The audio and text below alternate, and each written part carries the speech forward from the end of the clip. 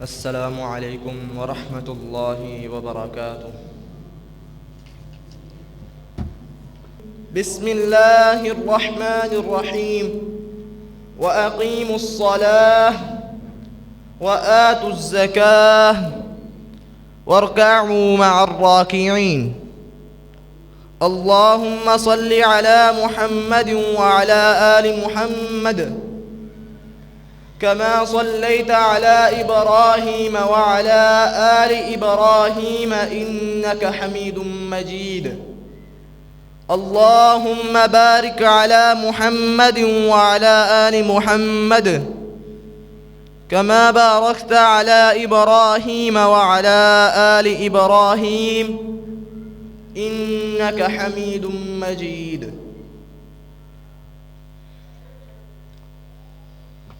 ہر قسم کی حمد و ثنا اللہ وحدہ لا شریک کے لیے ہے۔ لاکھوں کروڑوں درود و سلام جناب محمد الرسول اللہ صلی اللہ علیہ وسلم پر ہوں۔ ابھی خطبہ میں جو آپ احباب کے سامنے آیا کریمہ کی تلاوت کی ہے، وَأَقِيمُوا الصَّلَاةَ، اور نماز قائم کرو، وَآتُوا الزَّكَاةَ، اور زکوٰۃ ادا کرو، وَارْكَعُوا مَعَ الرَّاكِعِينَ، اور رکوع کرنے والوں کے ساتھ مل کر رکوع کرو۔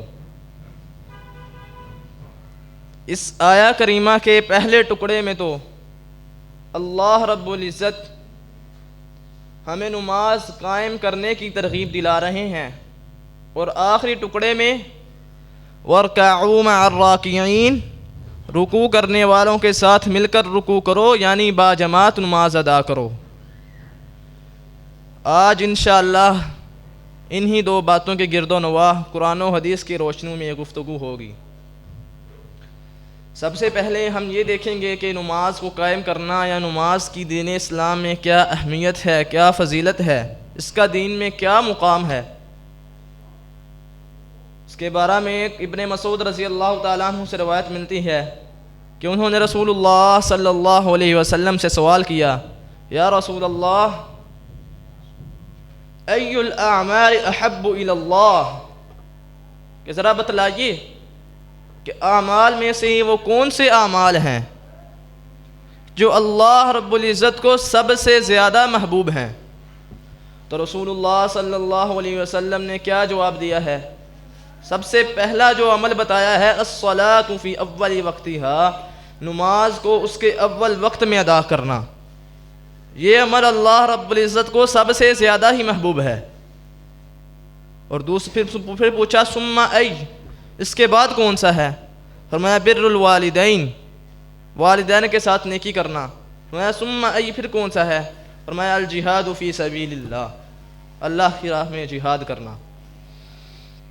اب نماز کی اہمیت میں ایک موٹی سی مثال ذرا آپ سمجھیے کہ دنیا میں ہم جب بھی کوئی عمارت یا کوئی مکان کھڑا کرنے کا ارادہ کرتے ہیں تو اس میں ہماری سب سے پہلی جو توجہ یا ہمارا جو سب سے پہلا پرپس ہوتا ہے، ہمارا دھیان سارا اسی بات کی طرف ہوتا ہے کہ ہم نے اس عمارت کی جو بنیادیں ہیں ان پر زور دینا ہے، انہیں مضبوط بنانا ہے۔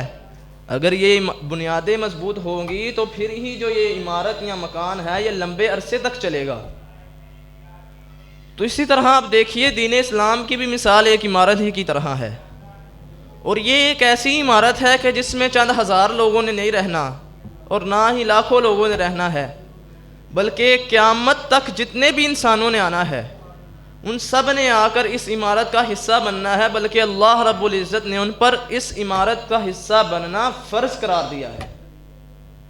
تو یہ جو اتنی عظیم الشان عمارت ہے اس کی بھی تو بنیادیں ہونی چاہیے نا۔ تو رسول اللہ صلی اللہ علیہ وسلم نے فرمایا بنی الاسلام علی خمس، 5 چیزیں ہیں کہ جن پر اسلام کی بنیاد رکھی گئی ہے۔ اچھا اللہ کے رسول بتلائیے وہ کون سی ہیں؟ فرمایا پہلی الشہادۃ ان لا الہ الا اللہ، اس چیز کی گواہی دینا کہ اللہ رب العزت کے سوا کوئی معبود برحق ہے ہی نہیں، وَأَنَّ مُحَمَّدَ رَسُولُ اللَّهِ صلی اللہ علیہ وسلم، اور محمد صلی اللہ علیہ وسلم اللہ کے رسول ہیں. اور دوسرے نمبر پر وَإِقَامِ الصَّلَاةِ اور نماز کو قائم کرنا، وَإِيتَاءِ الزَّكَاةِ اور زکوٰۃ ادا کرنا، وَالْحَجِّ اور استطاعت ہونے کی صورت میں حج کرنا، وَصَوْمِ رمضان اور رمضان کے روزے رکھنا.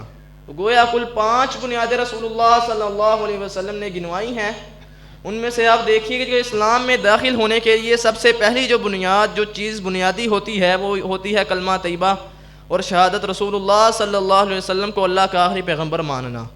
اس کے بعد جو اللہ کے رسول صلی اللہ علیہ وسلم نے سب سے پہلی اور بنیاد اسلام کی گنوائی ہے وہ نماز کو قائم کرنا ہی ہے.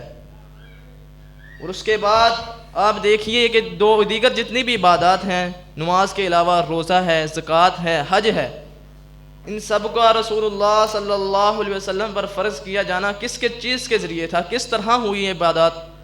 اس طرح ہوئی کہ اللہ تعالیٰ نے فرشتے جبریل کو بھیجا، انہوں نے آ کر بتایا یا ایھا الذین آمنوا کتب علیکم الصیام، آپ پر روزے فرض کر دیے گئے ہیں. وللہ علی الناس حج البیت، اور لوگوں کے ذمے استطاعت کی صورت میں بیت اللہ کا حج کرنا ہے. اللہ تعالیٰ کا یہ حق ہے ان کے ذمے. لیکن آپ دیکھیے کہ اس نماز کی فضیلت و اہمیت کو اور اللہ رب العزت نے کس طرح اجاگر کیا ہے کہ اس کو وحی کے ذریعے اللہ کے رسول اور مسلمانوں پر فرض نہیں کیا، بلکہ کس طرح فرض کیا ہے؟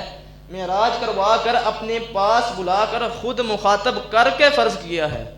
کس طرح کہ رسول اللہ صلی اللہ علیہ وسلم نے فرمایا کہ مجھے معراج کروائی گئی، میں اوپر گیا، میں نے سارے آسمانوں کی دیکھا، اور پھر میری اللہ رب العزت سے ملاقات ہوئی، مخاطب گفتگو ہوئی، دیکھا نہیں میں نے، وہ گفتگو ہوئی میری اللہ رب العزت کے ساتھ. تو اللہ رب العزت نے 50 نمازیں فرض کی. پھر جب میں واپس نیچے آنے لگا تو میری ملاقات موسیٰ علیہ السلام سے ہوئی.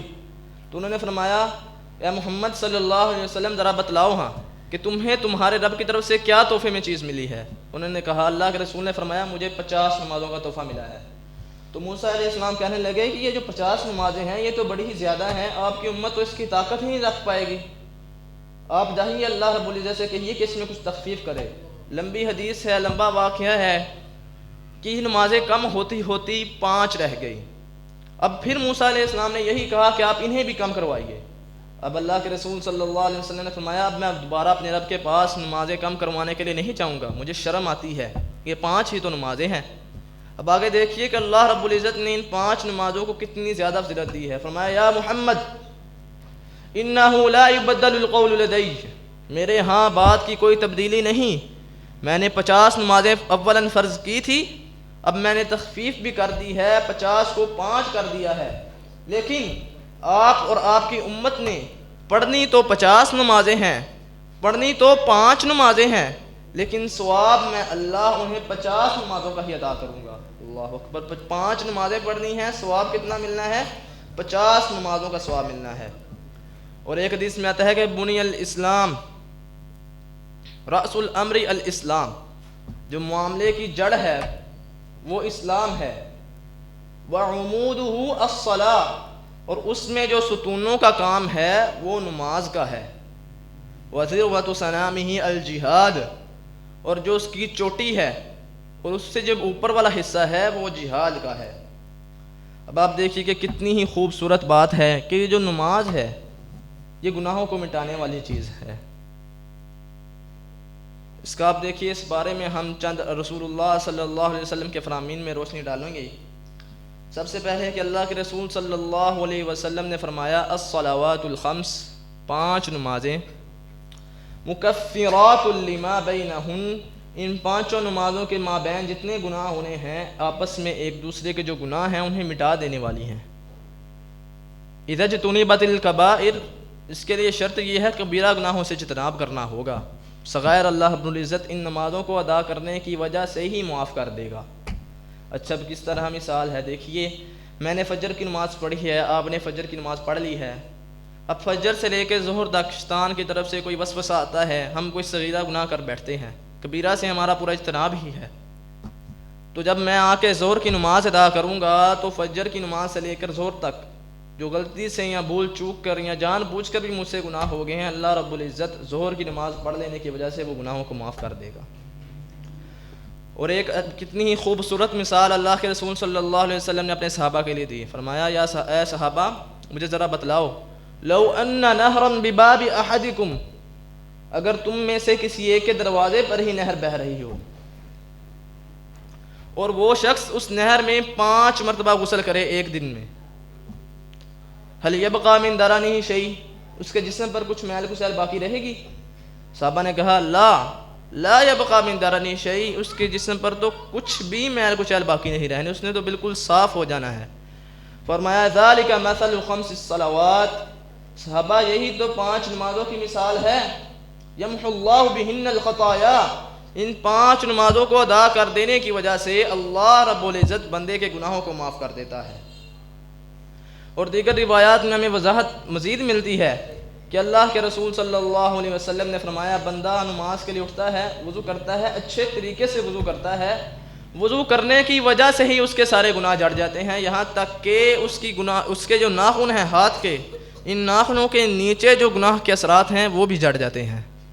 اور اس کی مزید وضاحت ہمیں نسائی کی روایت سے ملتی ہے کہ رسول اللہ صلی اللہ علیہ وسلم نے فرمایا بندہ اٹھا ہے وضو کے لیے، اس نے وضو کرنے کے لیے سب سے پہلے اپنے ہاتھ دھوئے ہیں، ہاتھوں کے سارے گناہ جھڑ جانے ہیں، جو بھی اس نے ہاتھوں سے کوئی چیز پکڑی جس کی وجہ سے اس کا گناہ لکھ لیا گیا وہ گناہ جھڑ جانا ہے، یہاں تک کہ جو ناخن ہیں ہاتھ کے ان کی جڑ سے بھی گناہ کا اثرات نکل جانے ہیں۔ اس کے بعد بندے نے کلی کرنی ہے، اچھے طریقے سے منہ میں پانی پھیرنا ہے، اس پانی پھیرنے کی وجہ سے اللہ رب العزت بندے کے گناہوں کو مٹا دیتا ہے۔ منہ سے کوئی بول کر گناہ کر لیا ہے، جھوٹ ہے، غیبت ہے۔ اب ناک جب بندہ جھاڑے تو جو ناک کی جڑ ہے اس سے بھی سارے گناہ باہر آ جانے ہیں۔ بندے نے چہرہ دھونا ہے، چہرہ دھوئے گا تو گناہ صاف ہو جائیں گے، اور گناہوں کے صاف ہونے کی کیفیت کیا ہے آپ ذرا دیکھیے کہ یہ جو ہماری آنکھیں ہیں ان کی پلکیں ہیں، ان پلکوں کے نیچے سے بھی گناہ نکل آنے ہیں۔ اللہ اکبر۔ اسی طرح دیگر تمام اعضاء ہیں، مسح کرے گا سر کا، ایک ایک بال کے نیچے سے سارے گناہ جھڑ جانے ہیں، پاؤں دھوئے گا پاؤں کے ناخنوں سے بھی گناہ جھڑ جانے ہیں۔ اللہ اکبر۔ اب آپ دیکھیے کہ ایک ہم نماز پڑھتے ہیں امام کے ساتھ، باجماعت آ کر نماز ادا کرتے ہیں، تو رسول اللہ صلی اللہ علیہ وسلم کا حکم ہے اذا قال الامام ولا الضالین فامنوا فقولوا آمین، تو آمین کہو۔ اب اس آمین کہنے سے بھی انسان کے گناہ معاف ہو رہے ہیں۔ کس طرح؟ اللہ کے رسول صلی اللہ علیہ وسلم نے فرمایا فمن وافق تأمینہ تأمین الملائکہ، جس کا یہ آمین کہنا فرشتوں کے آمین کہنے کے موافق آ گیا، یعنی اس نے اسی وقت میں آمین کہی جس وقت فرشتے بھی آمین کہتے ہیں، غفر لہ ما تقدم من ذنبہ، اس کے جتنے گناہ گزرے ہیں وہ سارے کے سارے ہی معاف کر دیے جائیں گے۔ اللہ اکبر۔ اور ایک اور روایت میں ہے 5 صلوات افترضہن اللہ، 5 نمازیں ہیں کہ جنہیں اللہ رب العزت نے اپنے بندوں پر فرض قرار دیا ہے۔ اب جو بندہ اچھے طریقے سے وضو کر ان نمازوں کی تمام حدود و قیود کے ساتھ یہ نمازیں ادا کر لیتا ہے تو اللہ کے ذمے یہ پختہ عہد ہے، اللہ نے اپنے ذمے یہ بات کر لی ہے کہ اس بندے کو معاف کر کے جنت میں داخل کرنا ہے۔ ہاں دوسرا شخص کہ جو نمازیں نہیں پڑھتا، ان نمازوں کے عہد کو چھوڑ دیتا ہے، تو پھر اللہ کے ذمے بھی کوئی عہد نہیں اس کے لیے، اگر اللہ چاہے تو اس کو جنت میں داخل کرے، معاف کر دے، اور اگر اللہ چاہے تو پھر اس کو عذاب دے گا۔ یعنی جس نے 5 نمازیں پڑھنی ہیں یہ اللہ کے ذمے عہد ہے کہ اسے معاف کرنا ہے۔ اب آپ دیکھیے کہ قرآن مجید میں اللہ رب العزت نے اپنے مومن بندوں کی چند صفات بیان کی ہیں۔ سورۃ المؤمنین میں کیا ارشاد فرمایا؟ قد افلح المؤمنون، تحقیق مومن کامیاب ہو گئے ہیں۔ اے اللہ مومن کامیاب ہو گئے ہیں۔ اب ہمیں کس طرح پتہ چلے گا کہ ان مومنین سے مراد کون سے مومن ہیں؟ یہاں پر تو ہر بندہ ہی مومن بنا پھر رہا ہے، یہ کہتا پھرتا ہے کہ میں مومن ہوں، میں نے جنت میں ہی جانا ہے، میرا ایمان بڑا پختہ ہے۔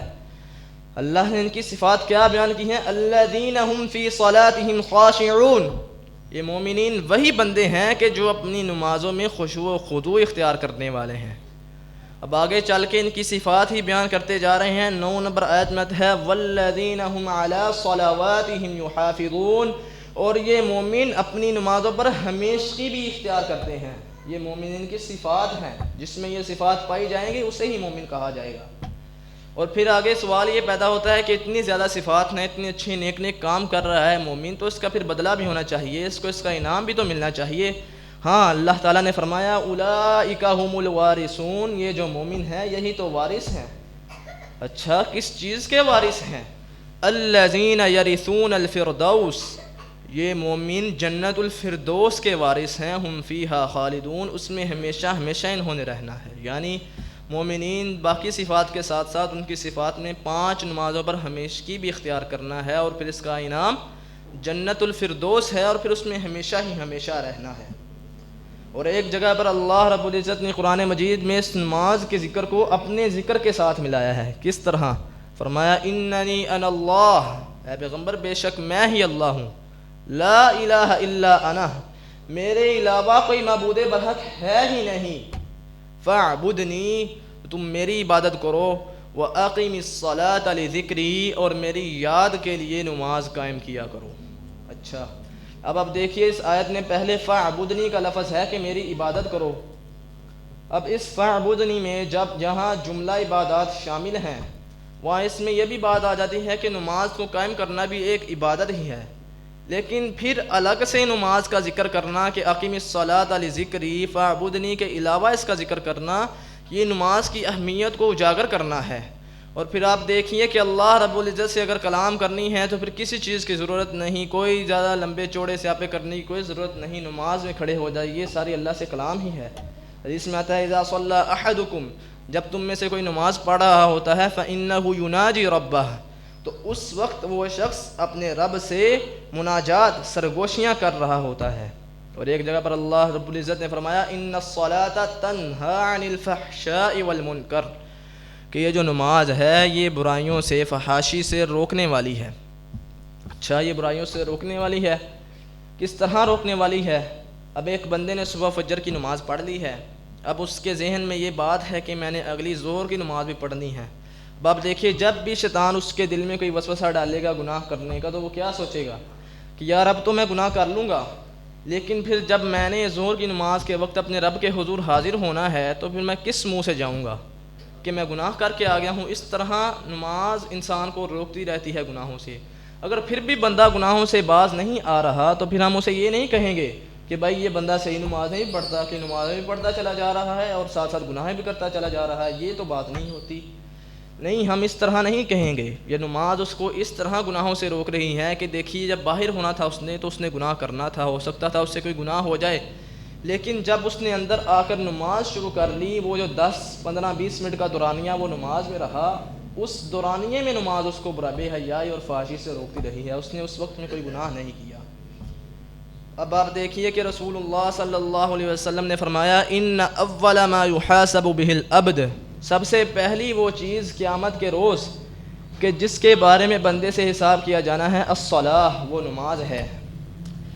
جس کا یہ اس نماز کا حساب بالکل ٹھیک ہو گیا تو گویا اس کا باقی سارا حساب ہی ٹھیک ہو گیا، اور جو اس نماز کے حساب میں پھنس گیا گویا کہ وہ باقی سارے حساب میں ہی پھنس گیا۔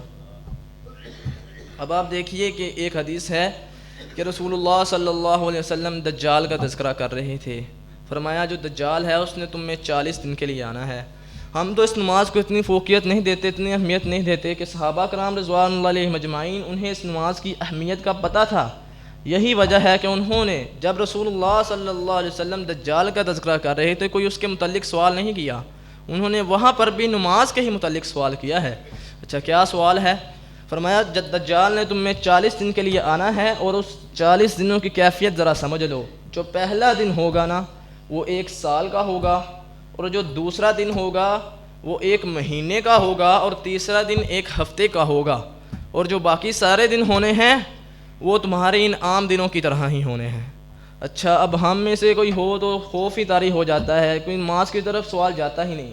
تو ایک صحابی نے پتہ تھا کہ نماز کی اہمیت دین میں کتنی ہے، اسی وقت سوال کر لیا ہے کہ یا اللہ کے رسول جب ایک دن 1 سال کا ہو جانا ہے تو اس وقت کیا صرف ہم 1 سال میں 5 ہی نمازیں پڑھیں گے؟ دن کی تو 5 ہی نمازیں فرض ہیں نا، تو کیا ہم نے 5 ہی نمازیں پڑھنی ہیں؟ کہا نہیں، اس دن میں تم اندازہ لگا لیا کرو گے، اندازے سے، وقت کے اندازے سے نمازیں پوری پڑھو گے 1 سال کی۔ اور ایک حدیث میں آتا ہے کہ جو بندہ نماز پڑھتا ہے اس نماز کو کثرت سے پڑھنے کی وجہ سے، اس پہ ہمیشگی اختیار کرنے کی وجہ سے، بعض ہم دیکھتے ہیں اکثر ہم میں سے بعض افراد کے یہاں کچھ نشان پڑ جاتا ہے، یا نشان نہ بھی پڑے تو اللہ رب العزت، حدیث میں آتا ہے کہ جب قیامت کے روز حساب کتاب ہو جائے گا سارا، تو جنہوں نے جہنم میں جانا ہے وہ جہنم میں چلے جائیں گے، جو جنت والے ہیں وہ جنت میں چلے جائیں گے۔ اب کچھ ایسے بھی مومن ہوں گے، مسلمان کہہ لیں، کہ جو اللہ کی گواہی تو دیتے ہوں گے، اللہ کے ساتھ کچھ شریک تو نہیں کیا ہوگا، لیکن کچھ گناہ بھی ان سے ہوئے ہوں گے، تو انہیں اللہ تعالیٰ تھوڑی دیر کے لیے ان کے گناہوں کے مطابق ان کو سزا دینے کے لیے صرف تھوڑی دیر کے لیے انہیں جہنم میں ڈالیں گے۔ تو پھر جب بعد میں اللہ کو ان پر رحم آ جائے گا تو اللہ تعالیٰ فرشتوں کو بھیجیں گے کہ جاؤ میرے ان بندوں کو نکال لاؤ۔ اب فرشتوں نے جا کے کس طرح پہچاننا ہے کہ یہ اللہ کے ہی بندے ہیں، یہ اللہ کے ساتھ شرک نہیں کرتے تھے؟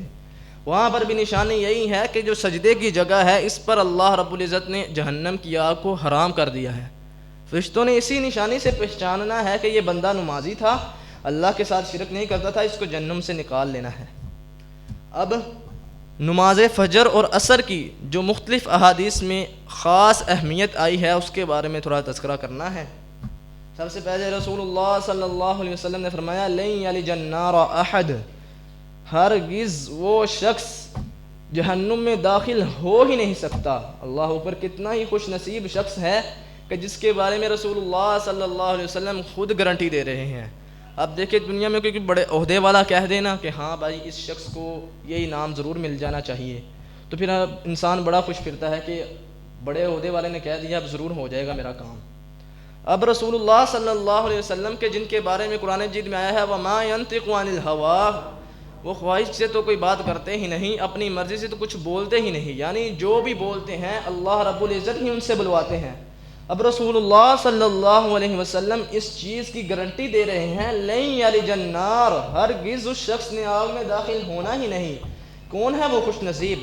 من صلی الصلاۃ قبل طلوع الشمس، جس نے فجر کی نماز پڑھی، وقبل غروبها، اور سورج کے غروب ہونے سے پہلے یعنی عصر کی نماز پڑھی۔ اور ایک روایت میں آتا ہے من صلی البردین، جس نے دو ٹھنڈی نمازیں پڑھ لی ہیں، یعنی فجر کی نماز ٹھنڈے اوقات میں ہوتی ہے اور عصر کی نماز دیکھیے زور کی نسبت ٹھنڈی ہو جاتی ہے۔ من صلی البردین، جس نے یہ دونوں ٹھنڈی فجر اور عصر کی نمازیں پڑھ لیں، داخل الجنہ، تو گویا جنت میں ہی داخل ہو گیا ہے۔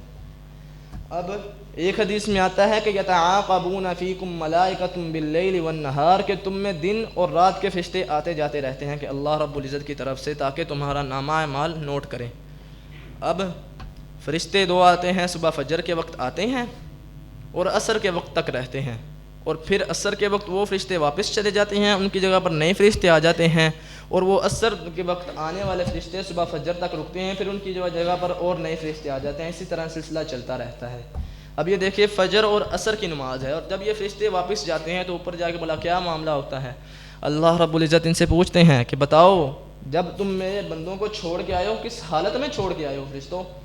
تو آپ سوچئے کہ فرشتوں نے رب رحمان کے سامنے گواہی دے دینی ہے کہ اے اللہ جب ہم تیرے بندوں کے پاس گئے تھے اس وقت بھی وہ فجر یا عصر کی نماز ہی پڑھ رہے تھے، تیرا ذکر ہی کر رہے تھے، اب ہم جب واپس آئے ہیں انہیں چھوڑ گئے تو اس وقت بھی وہ تیرا ذکر ہی کر رہے ہیں، نماز ہی پڑھ رہے ہیں۔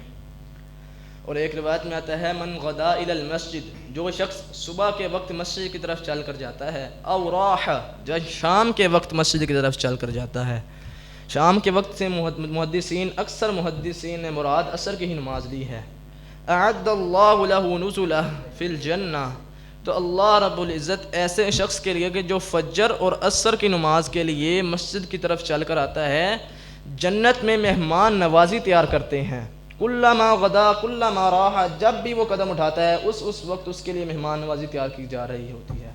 اب آپ اس بات کا اندازہ کیجئے کہ میں اور آپ ہیں کہ جب ہمارے وہاں کوئی مہمان آ جاتا ہے تو ہماری پوری کوشش یہی ہوتی ہے، ہماری سوچ یہی ہوتی ہے کہ میں نے اپنی حیثیت سے بڑھ کر اس مہمان کی مہمان نوازی کرنی ہے، اسے راضی کر کے بھیجنا ہے۔ تو اللہ رب العزت کے جس کی حیثیت کا کوئی اندازہ ہی نہیں، اس کی مہمان نوازی کے بارے میں آپ ذرا سوچئے۔ اس کے بارے میں بخاری مسلم کی ایک روایت ہے کہ رسول اللہ صلی اللہ علیہ وسلم نے فرمایا اے صحابہ میں اپنے تمہارے رب رحمان کی مہمان نوازی کے بارے میں نہ بتاؤں؟ صحابہ نے فرمایا کیوں نہیں یا رسول اللہ، بتلائیے۔ اللہ کے رسول صلی اللہ علیہ وسلم نے فرمایا جنت میں جتنی تمہاری زمین ہے، زمین جتنی بڑی ہے، اتنی بڑی ایک روٹی ہوگی، یہ روٹی کے طور پر ہوگی۔ اب جو سالن ہے اس کے بارے میں بھی تمہیں بتلاتا ہوں میں، وہ سالن ایک بچھڑا اور ایک مچھلی ہوگی۔ اچھا اس بچھڑے اور مچھلی کی ذرا آپ کیفیت چیک کریں کہ یہ بچھڑا اور مچھلی اس طرح کا ہے کہ جو عموماً ہمارے جانوروں کی کلیجی ہوتی ہے وہ کتنی ہی ہوگی، جتنا مرضی بڑا جانور ہو جائے زیادہ سے زیادہ کلو 1.5 کلو کی ہو جاتی ہے، اس سے زیادہ جاتی ہی نہیں۔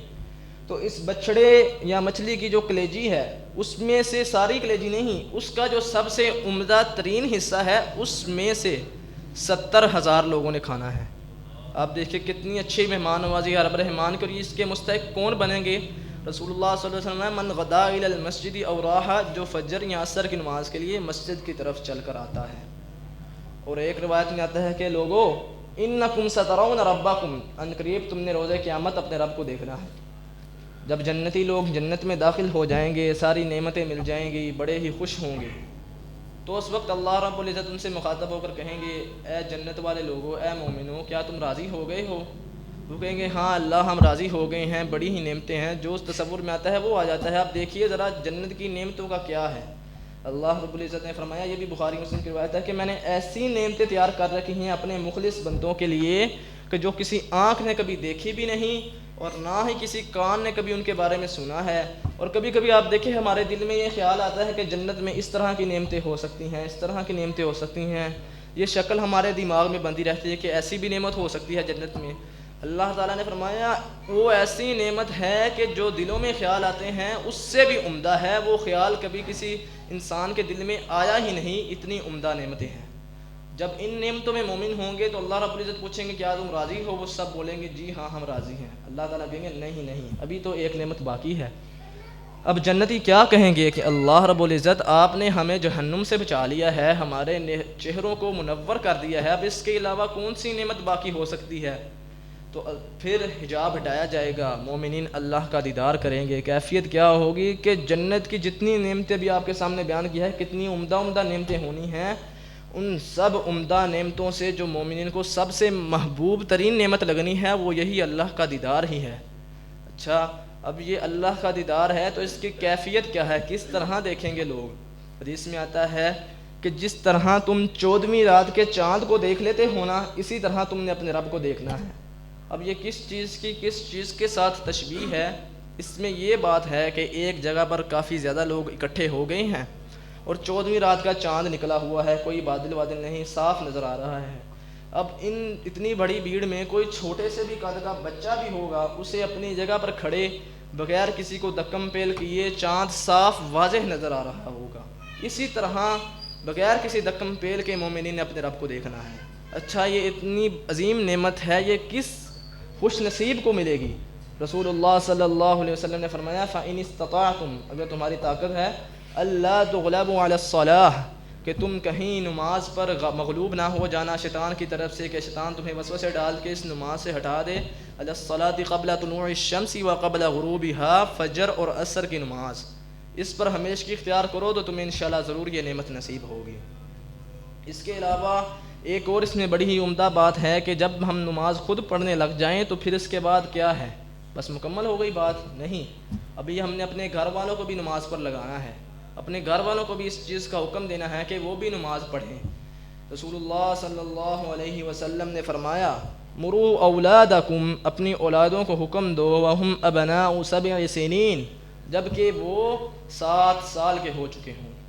اب دیکھیے کہ قرآن مجید میں اس بارے میں ہمیں کیا رہنمائی ملتی ہے کہ اللہ رب العزت نے فرمایا وَأْمُرْ أَهْلَكَ بِالصَّلَاةِ وَاصْطَبِرْ عَلَيْهَا، اے پیغمبر نماز کا اپنے گھر والوں کو بھی حکم دیجئے اور خود بھی اس نماز پر ڈٹ جائیے، قائم ہو جائیے، اس کو قائم کیجئے۔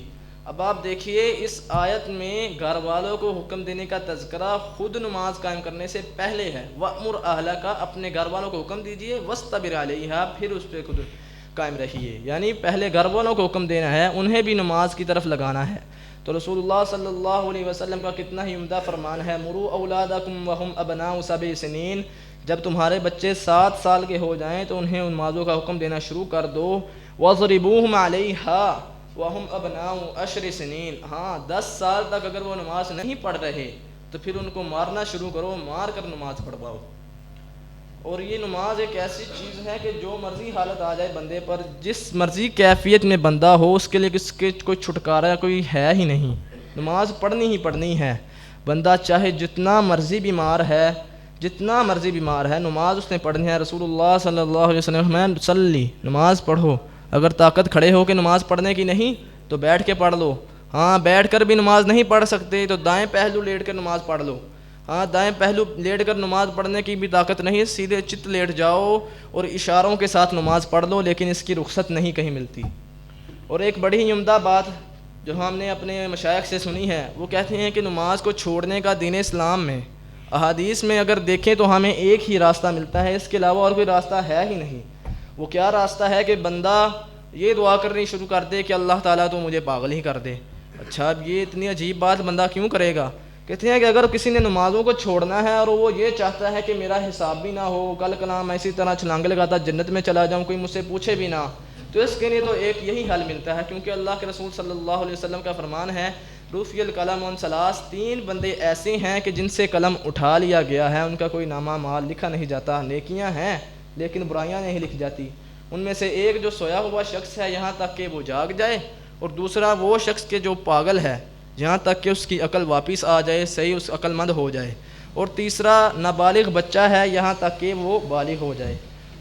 ان 3 صورتوں کے علاوہ کہیں بھی نماز کی رخصت نہیں. جو سویا ہوا بندہ ہے اس نے بھی اٹھ ہی جانا ہے, اور نابالغ بچے نے بھی بالغ ہو جانا ہے, لیکن پاگل ہی بچتا ہے پیچھے کہ جس کے لیے نماز کی رخصت ہے.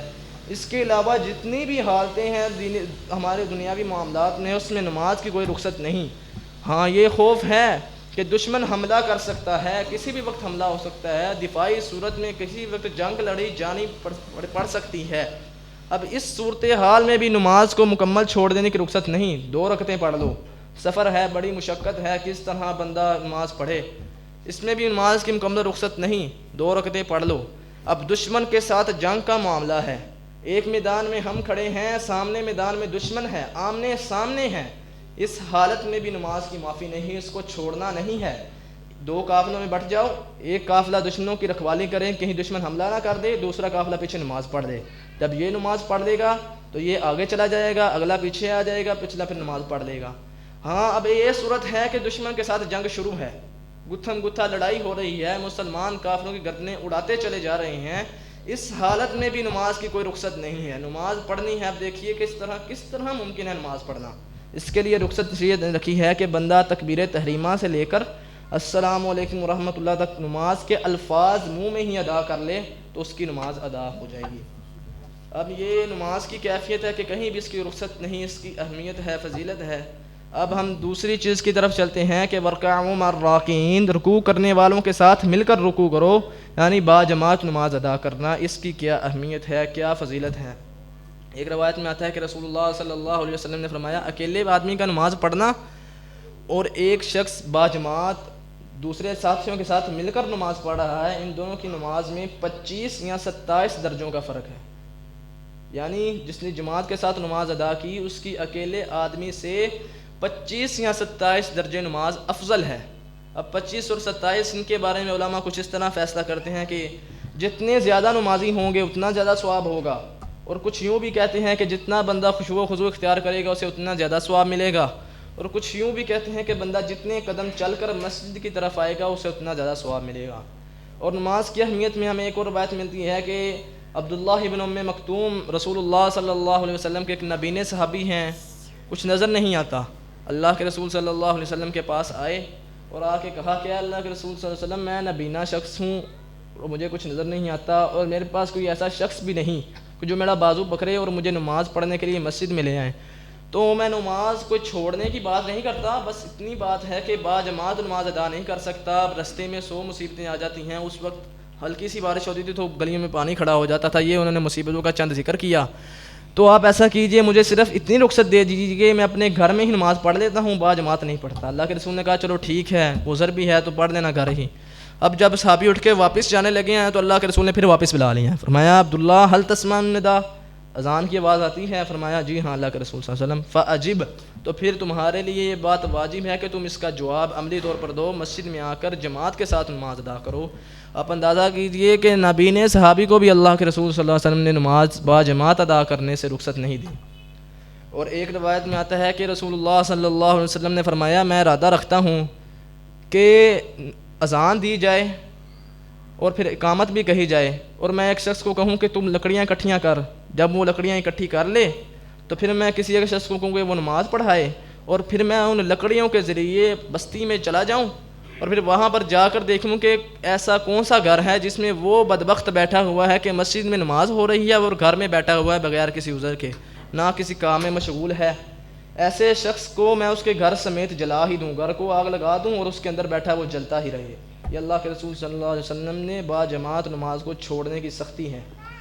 اور صحابہ کہتے ہیں کہ ایسا شخص کہ جو جماعت سے پیچھے رہا کرتا تھا ہم تو اس کو منافق ہی سمجھا کرتے تھے، بلکہ رہتا ہی پیچھے وہ تھا جو پکا ٹھکا منافق ہوتا تھا، جس کے بارے میں پتہ ہوتا تھا کہ یہ بندہ منافق ہے، اس نے با جماعت نماز ادا نہیں کرنی۔ اور ایک عشاء اور فجر کی نماز با جماعت ادا کرنا، اس کی فضیلت ذرا آپ دیکھیے کہ رسول اللہ صلی اللہ علیہ وسلم نے فرمایا من صلی العشاء فی جماعت، جس نے جماعت با جماعت ہو کر نماز عشاء ادا کی تو اسے آدھی رات کے قیام کا ثواب مل گیا، اور جس نے بھی اگلے دن فجر کی نماز بھی با جماعت ادا کر لی اسے گویا پوری رات کے قیام کا ثواب مل گیا ہے۔ قیام اللیل بڑی ہی افضل ترین عبادت ہے، اللہ کو بڑی ہی محبوب ترین عبادت ہے، کہ جس کے بارے میں آتا ہے کہ فرضی نمازوں کے بعد سب سے زیادہ جو محبوب ترین اور سب سے زیادہ افضل ترین عبادت ہے وہ رات کا قیام ہی ہے، رات کو کھڑے ہو کر نماز پڑھنا ہے۔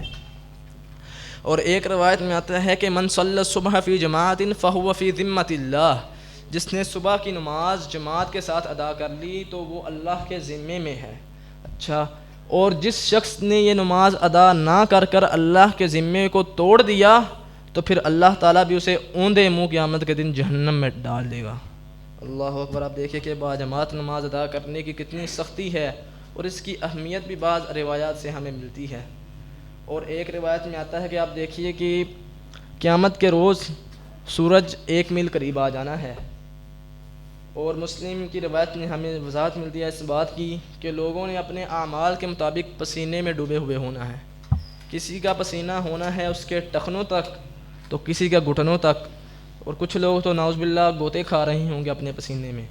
اب اس حالت میں اللہ رب العزت نے 7 ایسے خوش نصیب ہیں کہ جنہیں اپنے عرش کا سایہ نصیب کرنا ہے۔ ان خوش نصیبوں میں ایک شخص وہ بھی ہے وَرَجُلٌ قَلْبُهُ مُعَلَّقٌ بِالْمَسَاجِدِ، ایسا شخص کہ اس کا دل مسجدوں میں ہی لگا ہوا ہے۔ اب اس کا کیا مطلب ہے کہ وہ ہر وقت مسجد میں بیٹھا رہے؟